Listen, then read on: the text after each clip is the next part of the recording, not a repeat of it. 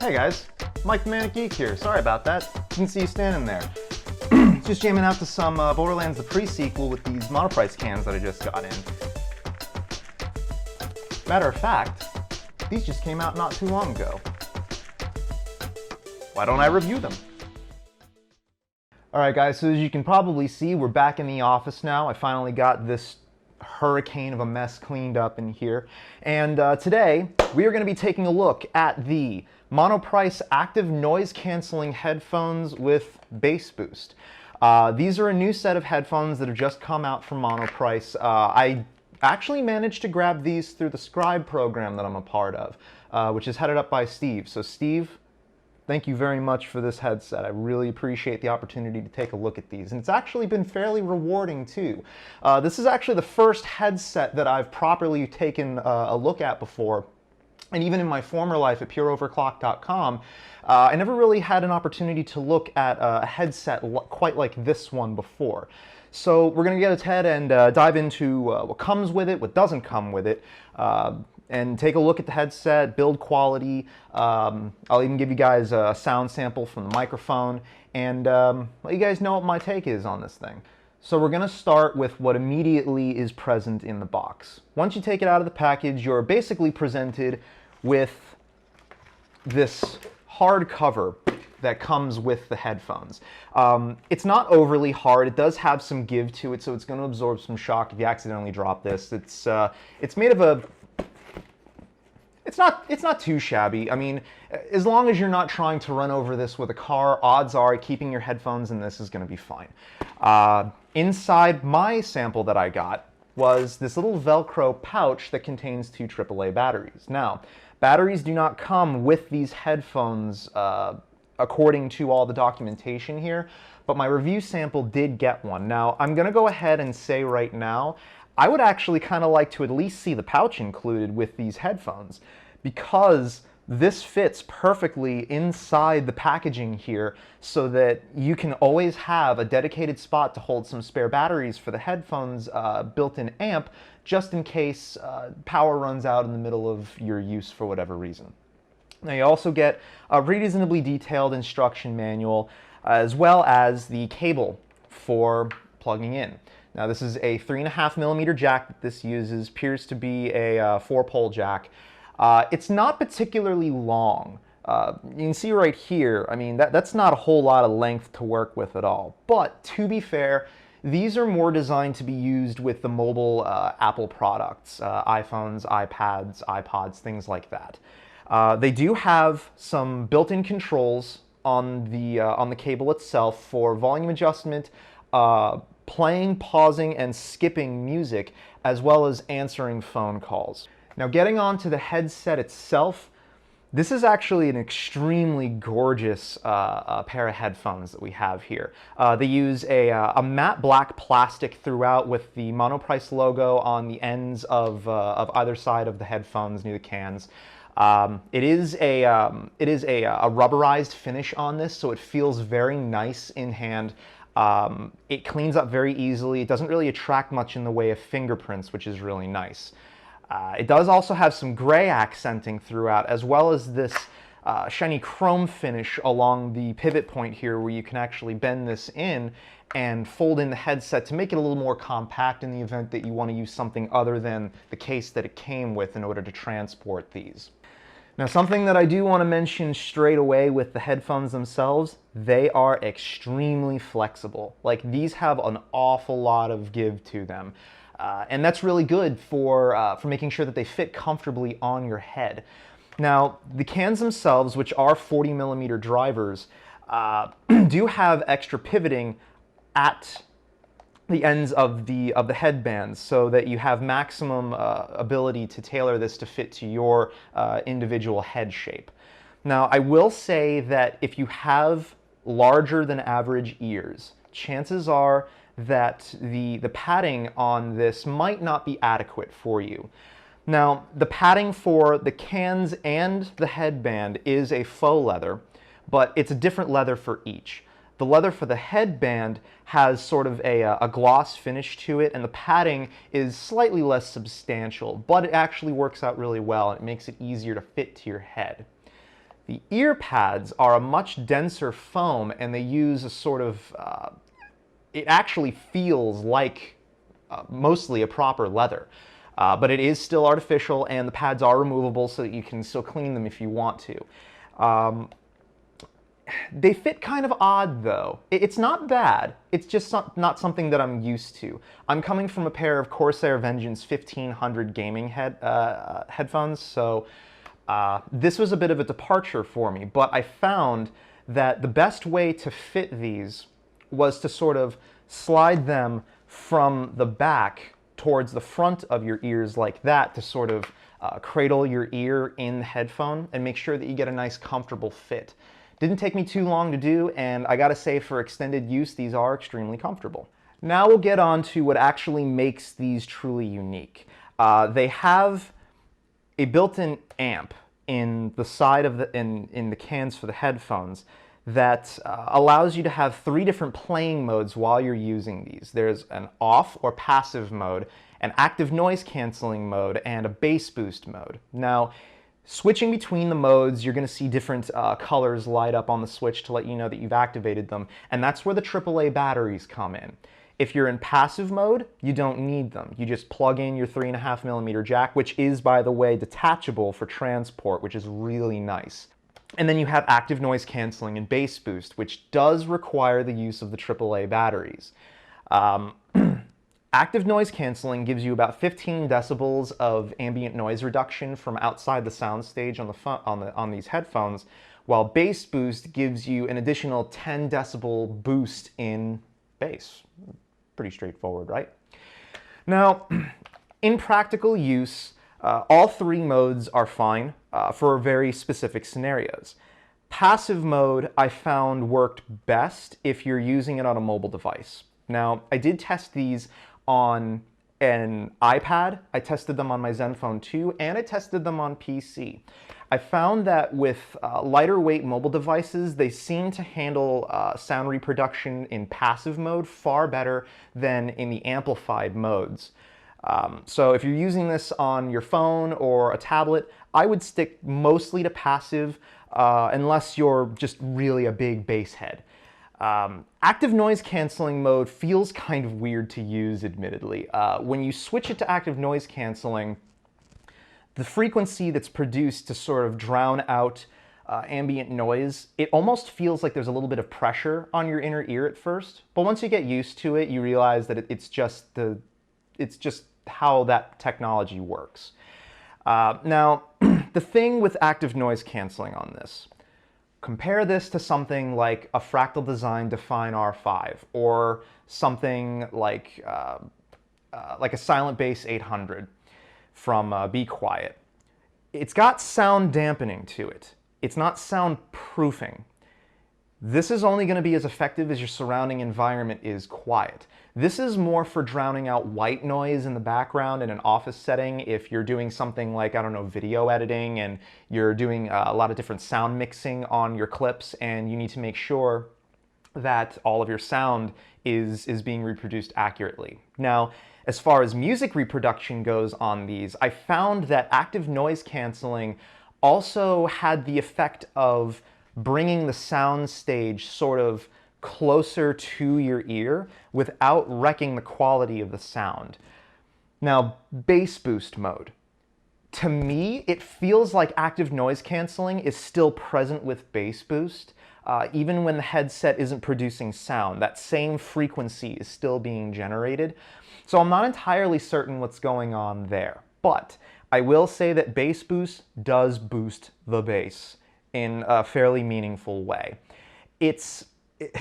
If you're not listening to something that is heavy on bass, do not use that mode. But if you are a big bass enthusiast, you'll really like the bass reproduction here. It's nothing that's going to shatter your eardrums, and the bass still remains very crisp. But we'll get into more on the sound in a little bit here. Now, you do also have a fairly decent range of adjustment here. I found that this is right around 1.5 inches or so worth of adjustment that you get out of the sides of the headband.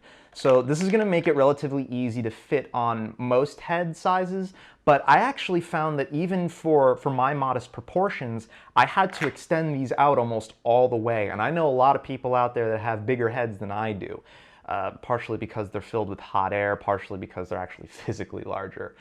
But just keep that in mind. This is, like with any peripheral selection, it's all about personal dimensions.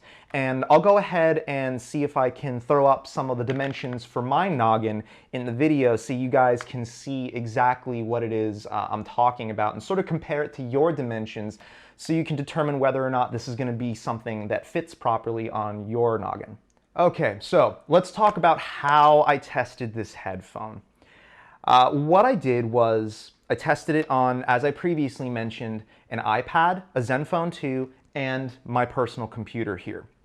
All of these are using different audio codecs. All of them have varying levels of power associated with them, and each of them had very different use case scenarios associated with them. I did find that all of the controls worked perfectly on the iPad, so any of you Apple users out there will find that this set of headphones will work perfectly for your device. As far as the mic, it's kind of a bust here. The microphone sound quality is far too muddy for anyone to use for any use case scenario, in my opinion, and it feels kind of like an afterthought here, because if you actually look on the cable, the aperture for the mic receiver is fairly small, and it's fitting inside a tube that's also containing all of these extra controls for your device, so there can't really be all that much there for the mic. Now, it's not saying bigger is better in all cases, but in this instance, I feel very much like the microphone was an afterthought, and it definitely needs work for it to be worth using. That being said, there is a lot of potential for this to be a strong candidate for a good microphone implementation because it's out of your way, but it is still capable of actually picking up your voice even with it draped down at your side. But even in a dead quiet room, I was not able to get clean sound quality out of this at all. This is a recording of the audio quality on the Monoprice noise-canceling headphones with bass boost.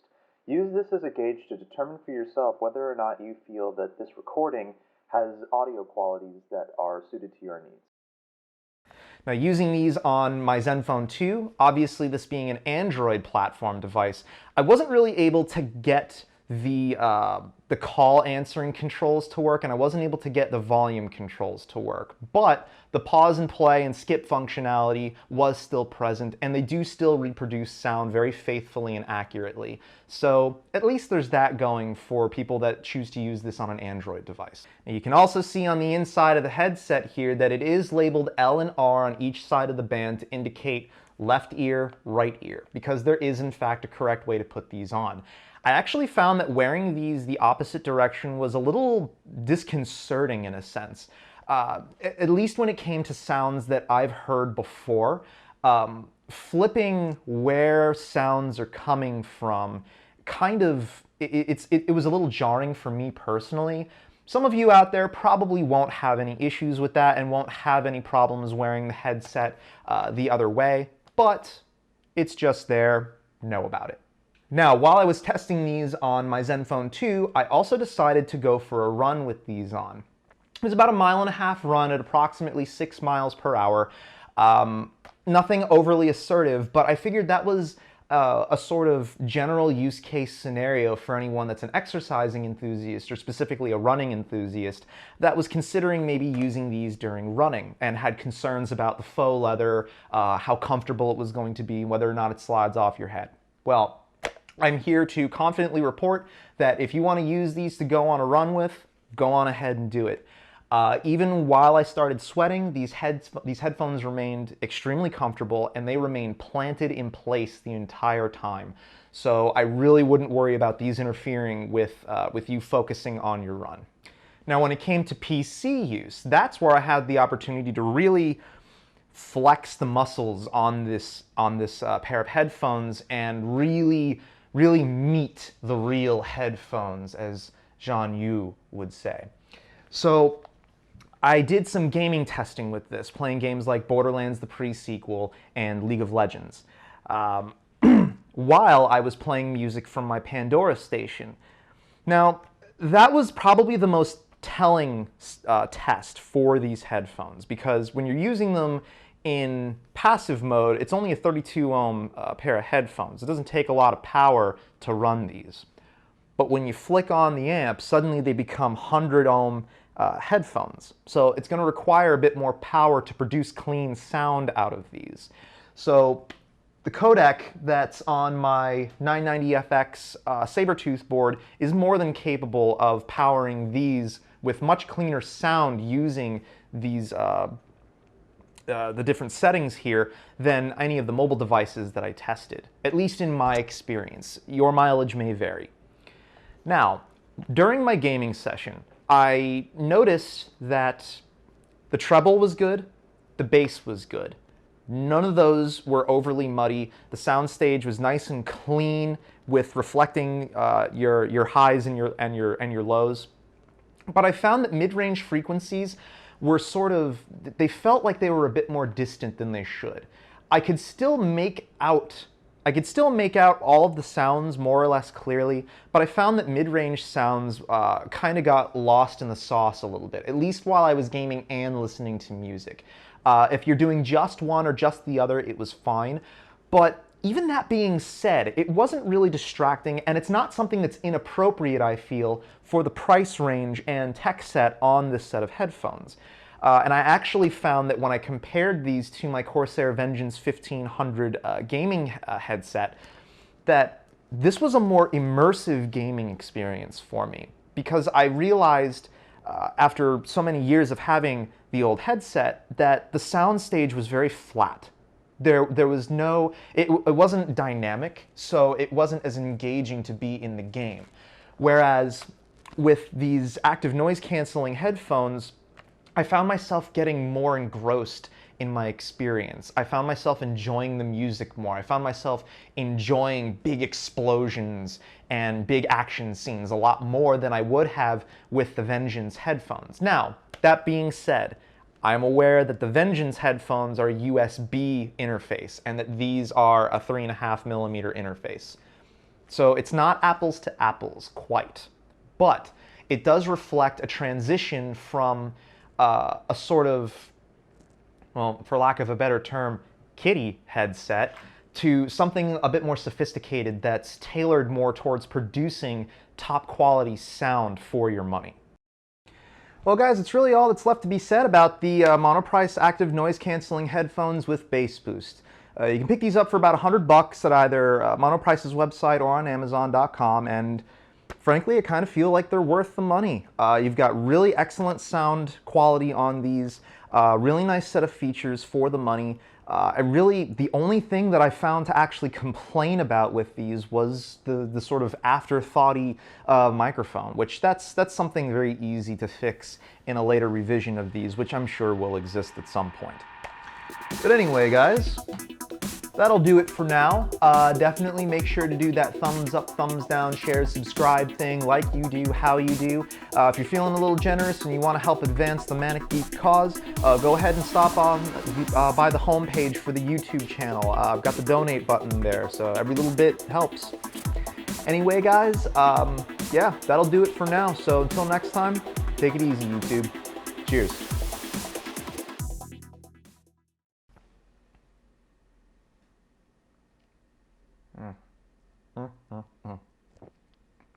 Oktoberfest. Delicious.